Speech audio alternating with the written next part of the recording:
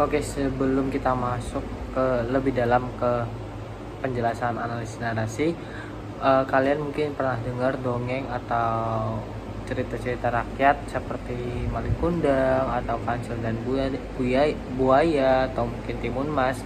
Nah, di situ kan mungkin ada rangkaian cerita-cerita tuh, dari awal ceritanya kayak gimana, terus pertengahan ceritanya ada konflik, terus di akhir ada klimaks cerita. Rangkaian cerita itulah yang disebut dengan narasi. Oke, jadi narasi itu sering banget disamakan dengan cerita atau dongeng, diasosiasikan dengan cerita atau dongeng. Namun berjalan perkembangannya, narasi sendiri bisa untuk menganalisis pemberitaan berita di media. Nah, asal kata narasi sendiri itu yaitu berasal dari bahasa Latin yaitu nare, yang artinya membuat tahu, dan narasi ini karena artinya dari bahasa Latin itu membuat tahu, maka berkaitan dengan upaya atau usaha untuk memberitahu. Namun tidak semua informasi itu adalah narasi. Nah, kita ambil contoh mudahnya, misalkan tanda jalan di jalanan umum, misalkan kayak menandakan arah ke sini untuk daerah sini, atau nanti belok kanan ke daerah sini. Nah, itu bukanlah narasi. Memang dia menyampaikan informasi, tapi hal tersebut bukanlah narasi, karena tadi yang seperti sebelumnya saya bilang, tidak semua informasi adalah narasi. Nah, berbeda kalau misalkan kita pernah lihat contoh komik atau mungkin novel yang itu tuh ada alurnya gitu, ada plotnya. Jadi yang ada cerita susunan dari awal mula cerita sampai akhir cerita klimaks, itulah yang disebut dengan narasi. Nah, kita masuk ke definisi tentang narasi nih.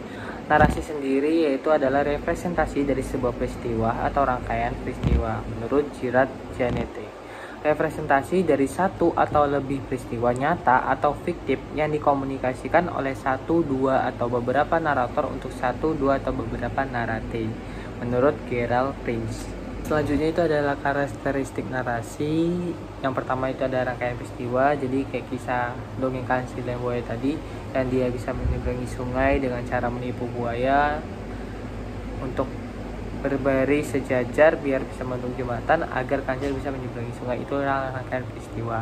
Lanjut itu ada rangkaian atau kata lainnya sekuensial, tidaklah random tetapi mengikuti logika tertentu. Nah, Kancil tadi itu mengikuti logika tertentu, jadi dia bisa menyeberangi sungai dengan cara menipu buaya, itu mengikuti logika tertentu.